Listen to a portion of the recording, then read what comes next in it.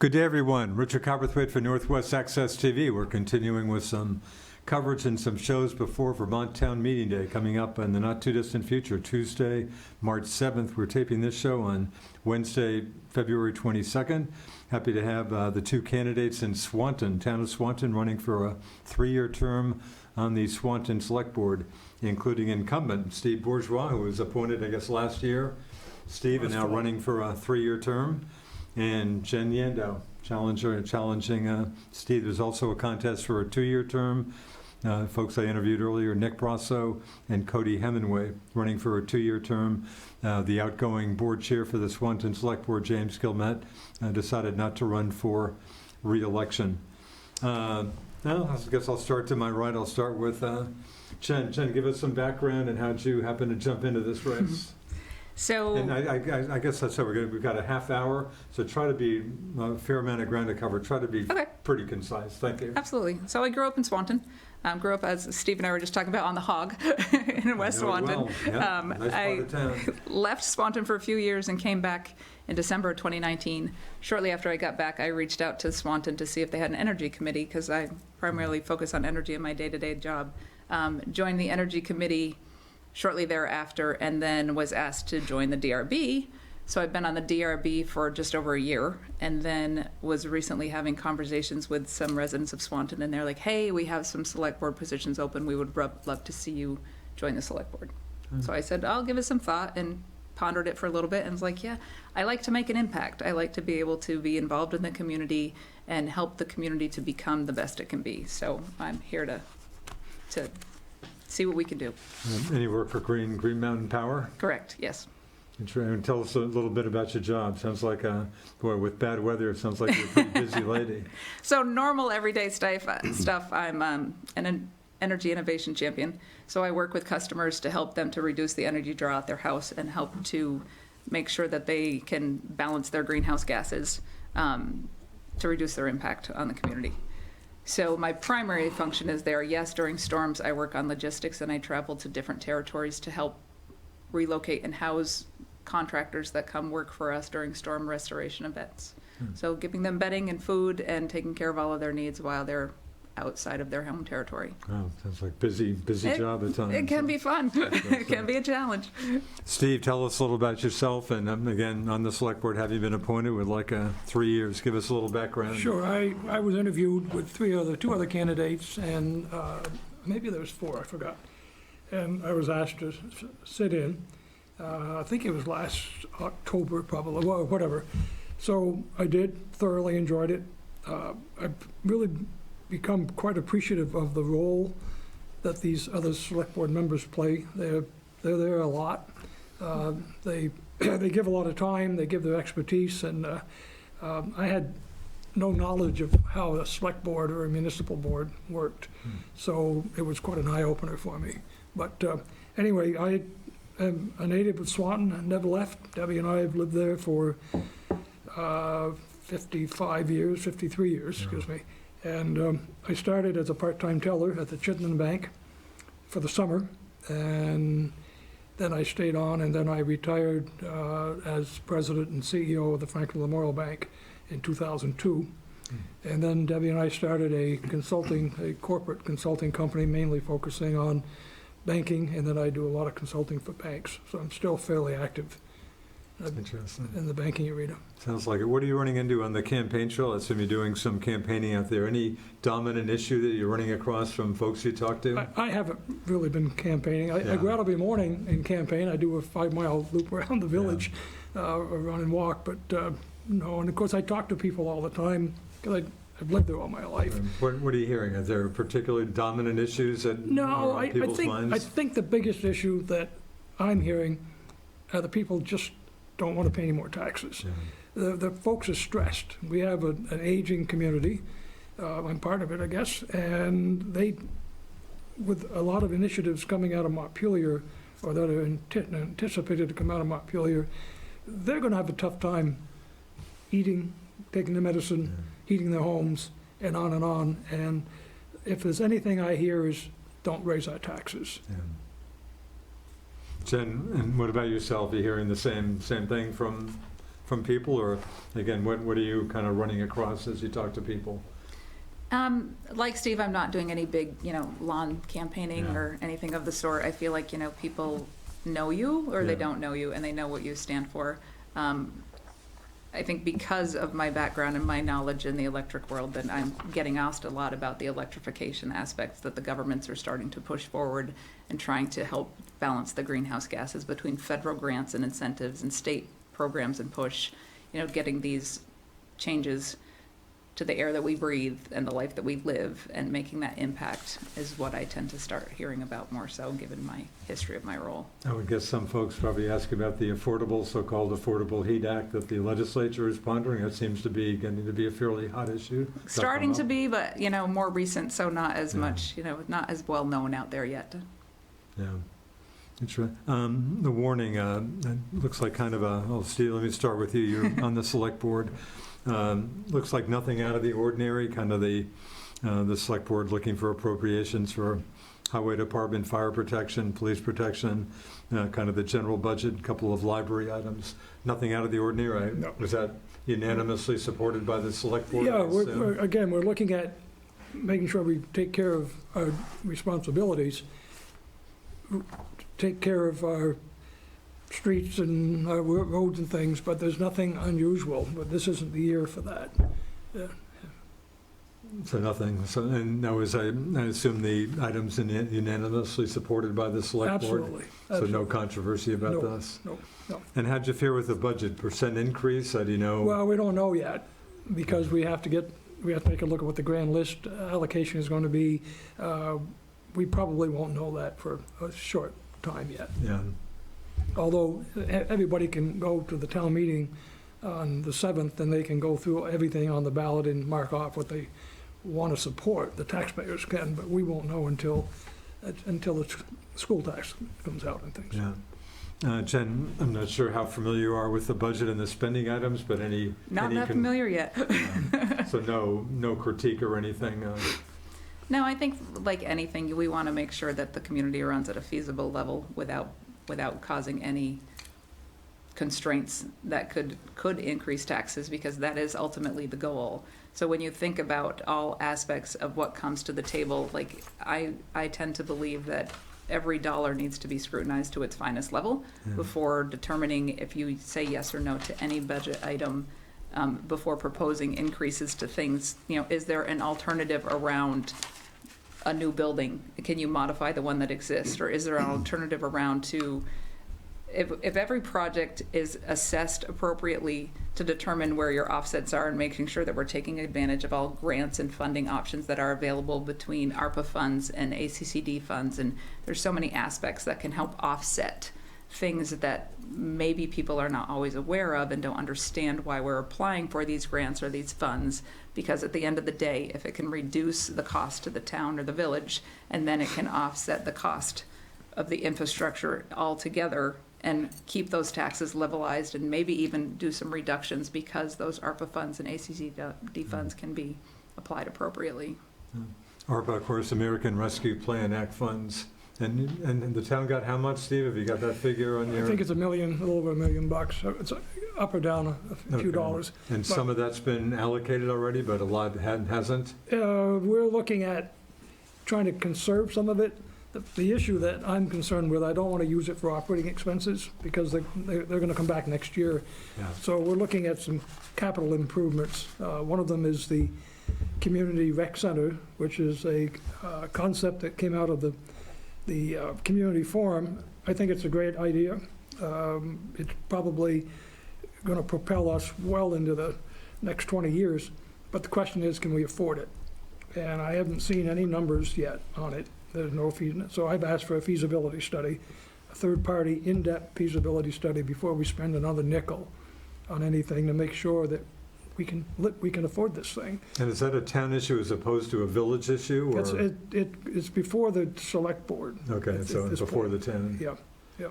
Yeah, no, there's certainly been talk about that, and Yeah. seems to be a need for that. Ideally, you'd like to see that. I think so. We need the rec center that we have. We have a tremendous rec department, and Nicole Draper does a really good job running it. But if you go over by there, it's an old one-story squat building on Jewett Street. We need to improve that. We need a much better facility. We need a place where our seniors can go, where our parents can take their kids at any time, and serve as a rec center. And so I think it's a real important thing, but again, can we afford it? And we don't know that yet. Jen, your thoughts on the community center or the rec center? Very much needed, like keeping the kids off the street and giving them something to do after school hours and during summer hours that does not involve technology. Like how many times do kids just put themselves in front of the TV or the computer or their iPhone and sit and veg, or go out on the streets and get into trouble? Like that rec center / community center where everybody can be a part of and they can have some place to go and develop their mind and their skills without it being at home on a couch in front of technology is super important. Like last summer, I was driving to town for a DRB meeting and there was 5 kids on a bike. And I thought to myself, when is the last time that I saw 5 kids riding a bike? It had been years. During COVID, like everybody was on restriction, they could be outside, like that's when it should have been increasing and that's when it happened. But that involvement of the kids, keeping them based, grounded in the community is going to be key to the success of this town. Right. Speaking of bikes, the Lamoille Valley Rail Trail comes to mind, and sounds like that's nearing completion. I think just maybe a few more sections, and I guess there's been some thought about maybe doing something at the this western end of that. Any thoughts on that? Looping it all together, that's going to be a huge impact. Yeah. Like bringing that piece to, like if you think about like Stowe and those areas where people go there just to ride the bike paths, and all of the businesses that are around that bike path succeed because of those people who come in just to ride, walk, or run those bike paths. Yeah. It'll make a huge difference. It'll be a great impact. Yeah. Can't wait. Steve, again, some thought being given to doing I don't know, like a pavilion or at least kiosks or something at the western end of the LV. Well, actually, we have received the funding for that. It's going to be quite a trailhead location. General Clark spearheaded that effort, and we received the largest grant from the state of Vermont. I'm not sure what group it came from. And it's going to be right where the rail trail crosses Robin Hood Drive. And we've got about a half acre in there, so there's going to be parking. Wow. Be lighted up and whatever, so somebody can come up there and park their car, take their bike and ride to St. Johnsbury, or park their snowmobile trailer and get on the snowmobiles and do the same. So that's probably, I think the final design is pretty much completed, so I think the hope is to get that started as soon as the frost's out of the ground. So I think that's gonna be a big plus for us. Interesting. Yeah. And what about, I know there's been a lot of discussion about the site of the former town garage near the elementary school. Mm-hmm. I think the select board, going back, I guess, a few years, was looking to maybe sell that for housing, but I guess they got a very different comments from the public, I guess. Right now, they're doing a remediation study because it looks like there's some oil and stuff on there, but they can work their way through that. That's the last big piece of land we have in the village. And we're not going to have a chance to have another piece of land like that again unless we buy some homes and tear them down. So I think it should stay for community use. We need housing, everybody needs housing, but let's keep that for the community, and this is our last chance. We're not going to get a big piece of land like that. Yeah. And it's located right next to the elementary school. Yeah. It's located near the rail trail. I think we can find something constructive for it. Yeah. Jen, your thoughts on that side? Any thoughts on that side? I totally agree with him. Like, Yeah. there's limited land. Like, why keep developing when there's also other buildings and properties that need to be reconstructed, Yeah. renovated, and cleaned up? So if we utilize that ability to just clean up the neighborhoods of the buildings that are already in dire need to make them more wanted, Yeah. more desired, without taking the land that already exists and just leaving it land. Like, you find peace and tranquility on a piece of land. Yeah, and it sounds like some progress finally, and why this wasn't done in 1970 maybe it's beyond me, but the sidewalk, rec path, whatever, from MVU to the village limits, that seemed to be an obvious good thing to be pushing. Yes, absolutely. I mean, not every kid needs and can ride the bus to school every day, or having the ability to walk if you want to instead. Like, growing up on the Hog, I had to ride the bus every day, but if I lived in the town and wanted to ride a bike instead of taking the bus, like I totally would have been one of those kids who was like, I'm gonna walk to school today or ride my bike in, or giving that access and taking away that pressure of I missed the bus, now I can't get home. Because walking that road is not a safe path for them to do. So giving that alternative option is super important. Yeah. Steve, sounds like some pretty good progress on said sidewalk right Yeah, path. it's gonna run us well over $1 million. Boy, The- pretty, not a cheap day. No, and right now, they're still in the design phase, but we've got to get the rights to go across some property, and that's gonna take some time. So that's probably 2 years out Really? before we'll see the construction. Huh. But it's needed, there's no question. But you're thinking you'll pull that off? Okay, it brings me back to one of the sadder stories in my many years of reporting. I think St. Albans actually had the money in hand, I You think at the bet, I time, remember about that. the bike path, proposed bike path from the city down to St. Albans Bay. Yep. And I think the money was there. Couple but there were- landowners. So a couple landowners Yep, just when yep. they finally, I think this conceded defeat is on it. gonna work. It's gonna take some time and some negotiating, but I don't think we wanna go the route of eminent domain. That doesn't make for anybody happy, so, but I think it'll work. It's a couple of years out, though. right, talking about Hog Island, West Swanton, again, my old neighborhood, but boy, Vermont, talking about seeing bikers every once in a while, I still get out there and I see bikers along Route 78 once in a while and talk about cringing. But I guess some road improvements are supposedly coming, although it seems like that keeps getting pushed back. Part of the bridge, when they put it in, had to be, part of it had to be, the road was gonna be improved all the way into the village. Huh, And supposedly, there's gonna be 6-foot shoulders on each side. really? Now, that's a massive undertaking because, there's swamp and everything Sure. through there, but it can be done. I used to bike that all the time, but I stopped really? because the shoulder's that wide in Sure. some Is places. that still the plan, a 6-foot? Because I was thinking That's they the had- last I've seen, yeah. Is that right? Yeah. Jen, I'm sure you'd like to see improvements to that road, I assume. Absolutely. That road has been one of those that, even my mother is like, I hate driving that road in the wintertime. I hate driving that road after dark. It needs a lot. It needs some improvement. It's a well-traveled road. It's the connector from Vermont to New York. Sure. Like, without that improvement, you're hindering the community. Yeah. While we're on the subject, of course, truck traffic comes right to mind. Any magical solutions out there for somehow reducing truck traffic through the town and village? I wonder if that's what we really want. Like, do we Yeah. want to, if we reduce truck traffic by creating a secondary path for them to take all the other cars Huh. that can take that secondary path, are gonna go that route instead, and that's gonna prevent them from needing to drive through the village or through those town areas, and then we're gonna start losing that commerce. We're gonna start losing that path. Yeah. They're gonna find that alternative path and take that road instead, and that's gonna hurt our community. Interesting. Every once in a while I'll hear about a secondary road, but I sure hear nothing firm. It doesn't seem to be there. No, the best thing you can do is to widen the road and police it. Yeah. And Jen's right, we gotta keep the traffic coming through the village. Sometimes it's a pain, we know Yeah. that, but we need to keep it coming through the village. Yeah. She's absolutely right. Speaking of policing, Swanton Village PD, of course, has a contract to cover Swanton Town.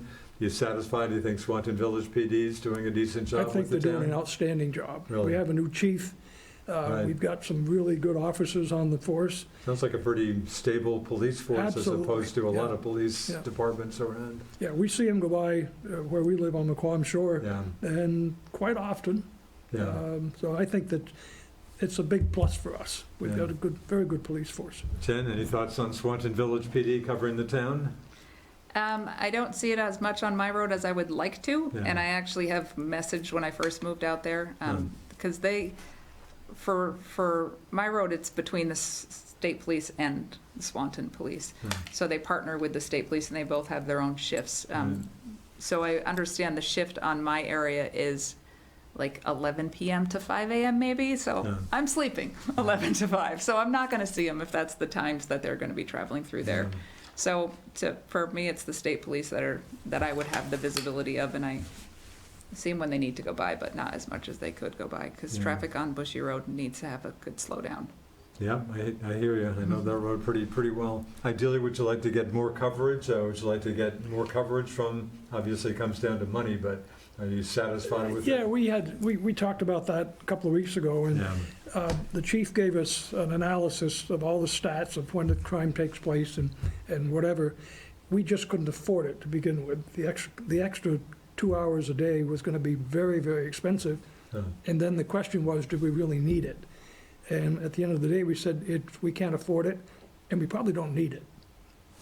We were going to add an hour on, I think it's 5 to 2 in the morning or something that we get the coverage. We were going to add an extra hour on, but it really wasn't going to make a big difference. And the stats show that we don't have the crime rate to support the expense. Yeah.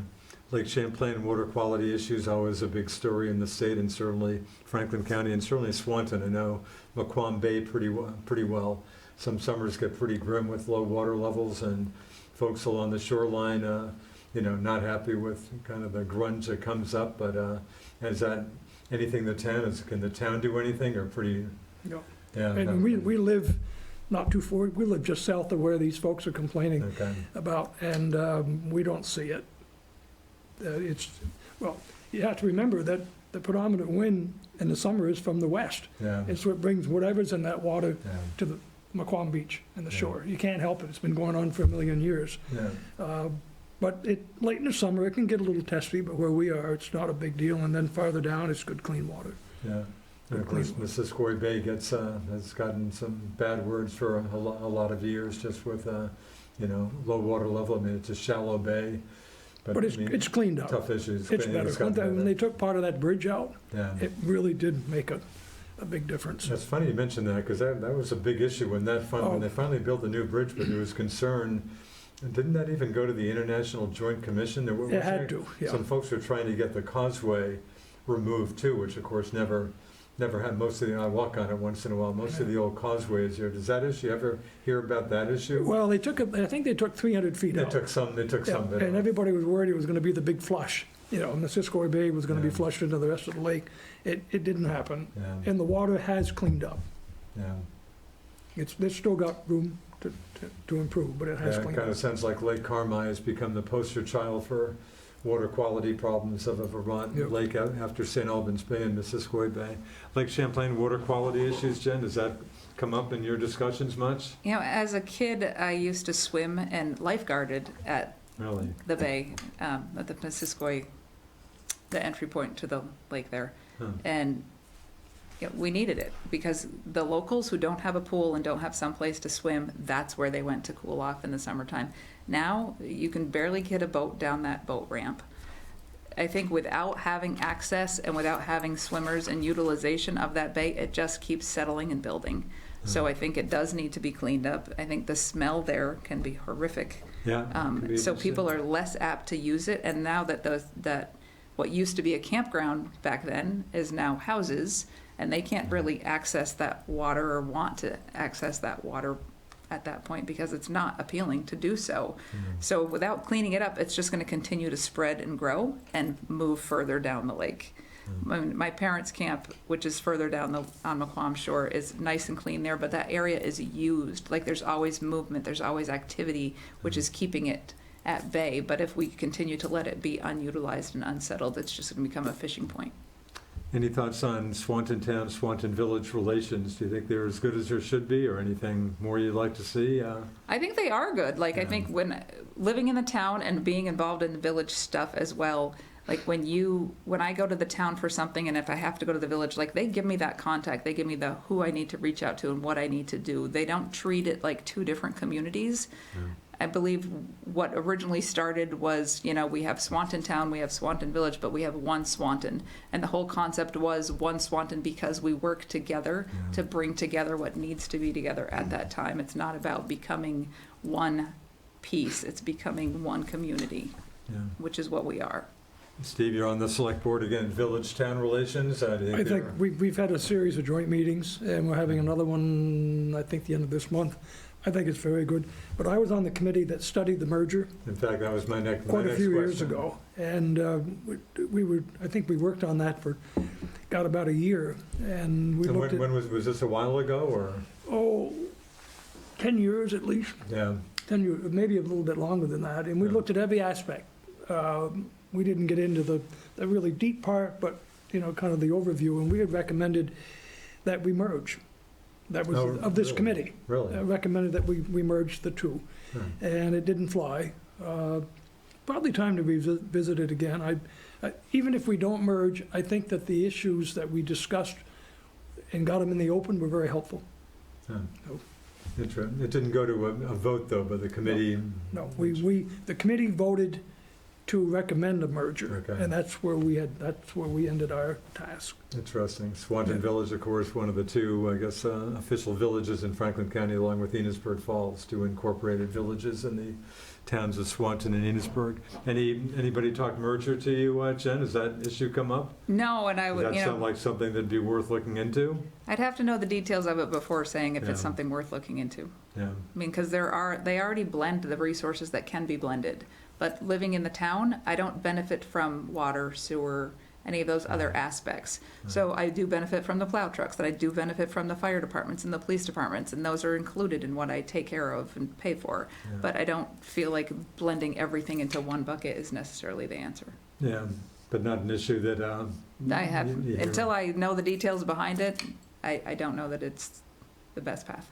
Interesting. Swanton Enhancement Project, Steve, that was with what, the Vermont Council on Rural Development, came to Swanton some years ago. Yep. There's still, I know there were some task forces formed. Yeah, they've got a series of groups, the beautification, the economic development, Yeah, and I'm probably going to forget some, but I think it was a very useful exercise. yeah, And we had some citizens that probably wouldn't have stepped forward had it not been for that. And they came Yeah. forward and they took some real good leadership positions, and we're Yeah. still following through on some stuff. Yeah. We just had a request for flowers and trees and things, and I think we committed $3,000 or $3,500 for a long-term project of putting in more trees. And that came from the committee oh, that recommended that. Yeah. So they're still in play. interesting. Down to about a minute and a half here. Time flies. Give you maybe 45 seconds. Can you want to quickly, succinctly make your case? Why would you like a 3-year term on the select board? Well, I'd like to be part of the group that's remembered someday, that has brought Swanton where it is today. And I want to be remembered for someone that did all they could to make Swanton even better. Because when I was a kid, we had 3,000 people, now there's 6,600. Well, And twice as big. so I want to be part of that, and I've enjoyed it so Yeah. far. Jen, I give you 45 seconds or so to make your case. Why would you like to be on the select board? I want to make an impact. I believe that everybody can make an impact at the community, and until you lead by example and can show why and how you can make an impact without it being something that is not unnoticed. Like when my dad passed away and we had his services, the church was packed, the line was packed, and that's when it hit me how much of an impact one person can make on a community that is remembered. And I want it to be a positive piece that, you know, morals and ethics all come into play at the table, and to bring morals and ethics to, not that Steve doesn't have, no, I don't, he does, but to bring morals and ethics to the table that can have an impact in a way that is remembered. Okay, we'll call it a day. Thanks to Jenn Yandow and Steve Bourgeois. Again, candidates for a 3-year term on the Swanton Select Board. Thanks for the time, folks. Thank you, Richard. And again, town meeting day coming up in the not-too-distant future, Tuesday, March 7th. So please keep that in mind, folks. Thanks for watching us on Northwest Access TV. Thanks to Paul Snyder for doing all the hard work back there. I'm Richard Cowperthwait. See you next time. See ya.